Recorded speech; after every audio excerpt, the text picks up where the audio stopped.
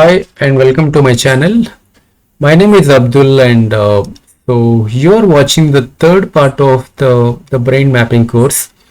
If you haven't watched the first two parts of this course, please go and watch those first two parts. The link is provided in the description. Once you complete that, please come back here. So yeah, just to give you the overview, like the what are the things that we discussed here. In the first part of the video, I have given you some brief introduction about the mind map, and in the second part, the introduction about Tony Buzan, and in the second part we have like so the main went through like what you are going to develop in this course, and then one example of mind mapping the personal interview. Okay, so this is in the third part.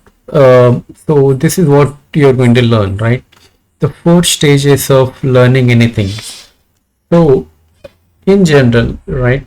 So how for example, if you wanted to acquire a new skill or learn a new, I would say the subject, or if you wanted to develop any particular, I would say like if you want to develop any, if you wanted to, so any subject or any skill or any programming language, I would say. So what are the things you require? So these are the four things that you require. Okay. So first of all, so desire. So in general, let's suppose assume that if you don't have a desire, right? If you don't have a desire, so will you be interested in that doing that thing? Definitely not. First thing is that if you wanted to learn anything, you should have a desire. You should desire for it. Okay, I have to learn this thing. Let's take example of the driving. So the two-wheeler. So you are a new learner and you wanted to learn the skill, the driving the two-wheeler. Sorry, I mean to say let's go with the four-wheeler. The four-wheeler in the sense like car, light motor vehicle, any light motor vehicle. So the four-wheeler. So I need to have a desire. So okay, I have to learn the car driving skill. That's the desire I have to have. So if I have a desire, so will that be sufficient? No, I have to action. I have to do the practice. I have to learn the driving skills. How I'm going to learn that?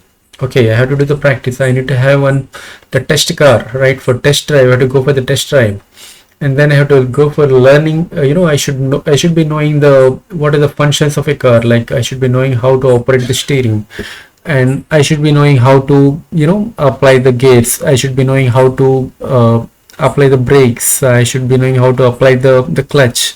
So these things I should be knowing. So that comes under the actions. So once you're doing that practice and you need a feedback, right? And definitely if you're learning anything, you'll be having one trainer. So your trainer or some professionals, they are going to give the feedback. You have to take the feedback in a positive way. So actions is the second thing and the feedback is the third thing. So, and once you take that feedback, you will improve your driving skills, is it or not? And the fourth thing is about the digestion, right? So okay, you got the feedback and you're learning the driving skills. And what if, for example, if and you have stopped the driving and you have for 6 months you have never touched the four-wheeler. So what is going to happen after 6 months and you have been given by a car by your friend to go for a long drive? And definitely you're going to the panic, you're going to become tense because it has been the long time back that I have drive the vehicle, but now I'm not sure whether I'm going to drive comfortably. So definitely that's where the digestion. So the digestion happens when you do the thing repetitively. When you do the things repetitively or frequently or in a particular interval of time, then your brain is going to digest that skill or that particular things in the deep rooted cells. So your brain is going to recall that skills. So when you do the repetitive things, that will lead to digestion. So this feedback, after feedback, where the fourth step, that is the fourth stage is digestion. Again, yeah. So once you're doing the repetitive things, then what is it? You're going to become a professional in the driving, in that skill. For example, in this example, I have considered the driving. So you're going to become a professional driver. Is it or not?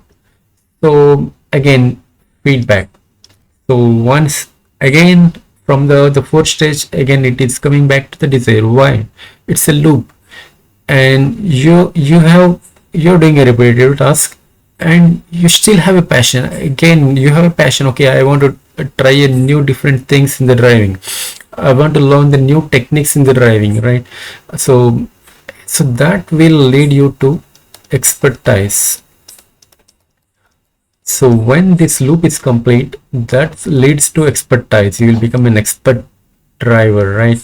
So it's like a Michael Schumacher. So you'll become a Michael Schumacher when you are expertise in the driving skills. So these are the four stages of learning, and knowingly or unknowingly, your brain is responsible for all these actions. So when you have a desire, okay, your brain says that, okay, go and do that thing, okay, go and learn that. So and then actions. So once you're doing the actions, your brain is going to save the actions. The feedback. So once you're providing a feedback, your brain is going to remember that the feedback and the positive feedback given by the professionals. So it's like the bits and pieces. You're learning the skill in the bits and pieces. Your brain is definitely going to remember the things provided in the bits and pieces instead of dumping the everything. If you are dumping everything, your brain is going to quickly forget it. But when you feed your brain with the bits and pieces, definitely it's going to remember for a long time. And then a repetitive task, when you do that repetitive task, right, it doesn't involve your brain. Just like, for example, and you became a professional driver. So while driving a while driving a car, right? So sometimes you'll be inside your brain, 100 things will be going down, and but still your the steering and the gates and everything are under control. That means you have learned the repetitive task, and then without the intervention of the brain, you're doing that thing. So that is because of the digestion. It is that skill is deep rooted inside your brain. And then again, so this loop will be complete again if you have desire. That means once you digest things, again you desire more. You have a more passion to learn the new things, and this is a loop, right? So that's how the learning of anything is about, right? So next, go to the next slide. Okay, so now let's see what are the mind map rules. So if I give you that example that I discussed in the second part of the video, the personal interview, right? Just have a view here. So what I'm doing here, I'm always writing the main topic at the center. So what is the skill or the main topic here? The personal interview. It should be always at the center of the page, right? So with a thumbnail, I can say I can create some thumbnail also here at the center. So let's see what are the rules here. Okay, so the page position in the landscape mode. So if I am preparing any mind map, and you have to take one white paper and keep that in the landscape mode. So landscape mode is nothing but the way you are seeing this particular so the whiteboard is in the landscape mode.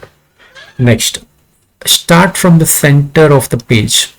So yeah, just like you saw that the personal interview mind map, you have started at the center of the page, and then the topic heading at the center. Okay, I started at the center and I have wrote this the heading of the topic at the center, and then branches grow outward.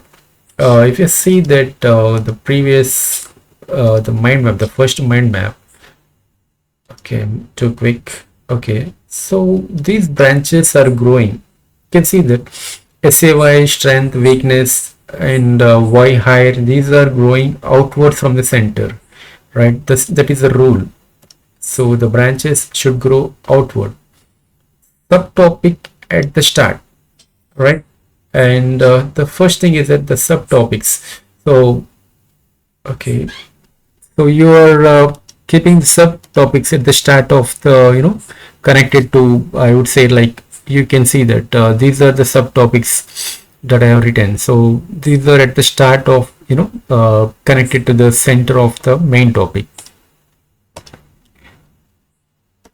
And what is the next tool? Let's see that. Okay, and color if needed to stand out. Okay, to stand out that you can do the coloring. Okay, we haven't done that coloring, but we can do it. So let's do that now.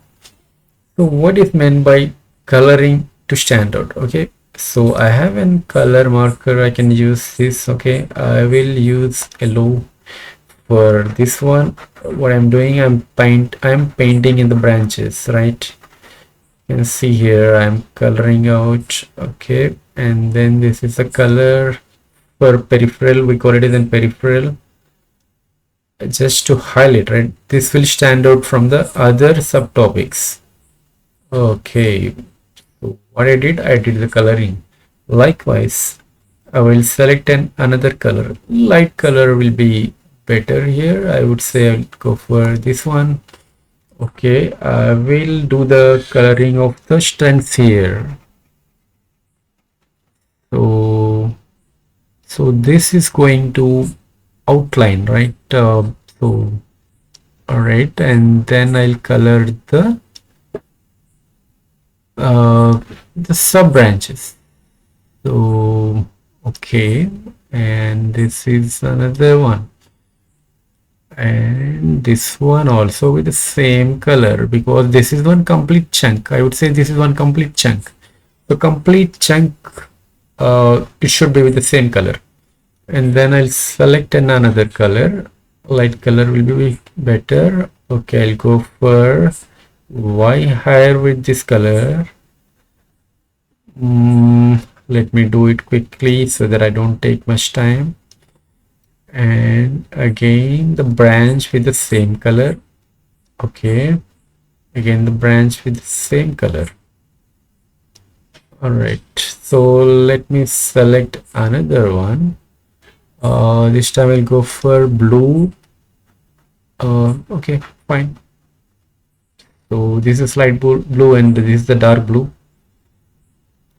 Okay, and here we have it. So I'm shading that, the subtopics, and then these are the branches. I'm trying to shade with a thin line, and this is thick and thin. Try to observe the difference. Okay, now I have 4 different colors, right? And the center, okay, I will go for the center with the red. Okay, I don't know. No, this is bad. So let me just undo. Okay, just erase it, and let me write down again. I'll use the black color PI, and then I'll use the red for boundaries. Okay, now you can see here. So what is that advantage of coloring, right? So the advantage of coloring, it's going to stand out. So it's going to stand out between the different subtopics. So for one subtopic you are using the same color. So it's going to, when you have this coloring, your brain it's like your brain likes the coloring. Usually you can observe the textbooks. So when you have a textbook written in the black and white, and when you have another textbook written with the colorful font, your brain likes to read the textbook with a color font, right? The same thing. So when you are doing and highlighting with the colors, so it's going to stand out. Like for example, this particular subtopic is standing out from the other one. So it's like this is one of the rule you can follow. If you don't have a coloring, then fine, but if you color that particular the subtopics and branches, then it's going to stand out, and it's going to, your brain is going to remember for easily. So what I did earlier, let me use the black here, the branches thick out center. So I did the branches, the subtopics with the thick center, and then branches thin peripherals. So what are the sub branches? What I did, I have colored with the thin color, is it or not? So what is happening here while while drawing the mind map? So what I did here, so you can see the subtopics with a the thick here. These are the subtopics with the thick branches, and these are the thin branches. You can see here I have drawn one thin curve. These are the curve shape. It's not a straight line, right? Again, from here this ends the curve, and then one more curve started. If you see here, this subtopic is closed, and then from here there is 3 branches that are open. Is that or not? These 3 sub branches. Okay, so let me go to the next rule. Okay, the words should sit on the branches. Okay, so what are the words that I wrote, that I have defined here? You see the words here are the keywords. I'm sorry. Okay, the words are the keywords that I have defined here. If you see here, like you can see here, right? So the skills and contribute, these are the keywords that I have written on the, they are sitting on the branches. If you can see here, they are totally sitting on the branches. That's how you have to draw the mind map. And let me go back to the next okay, mind map rule. One word key branch. So it is recommended use only one word per branch, right? And that is your keyword. So that means, so that particular keyword will act as a trigger for your brain. I mean to say that, for example, I'll show you again the same mind map. Yeah, so here I have written the passion. When you write this keyword passion, so your brain is going to recall the example associated with the passion, right? So if you have some experience, or if you have created one story and then you remember it for a related, so what is happening is you're mapping that passion to that story. So immediately your brain is going to recall that particular experience or the story, and then you will be able to answer the interviewer about the experience related to the passion. And the next one, the word should be keyword. That's what I was telling, right? So these keywords will act as a trigger.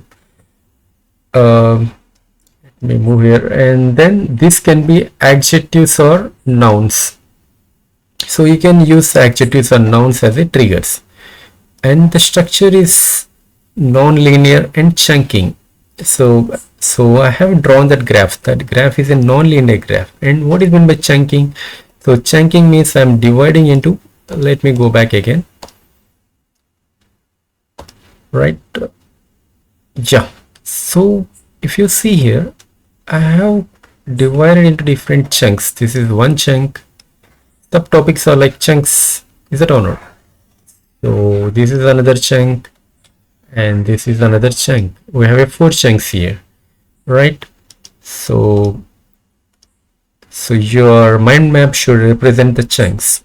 So these are the rules of the mind map which you have to remember, right? So okay, so we'll see the next topic in the next section, in the next video. That's all for now. Thank you so much for watching. Stay tuned. Jai Hind.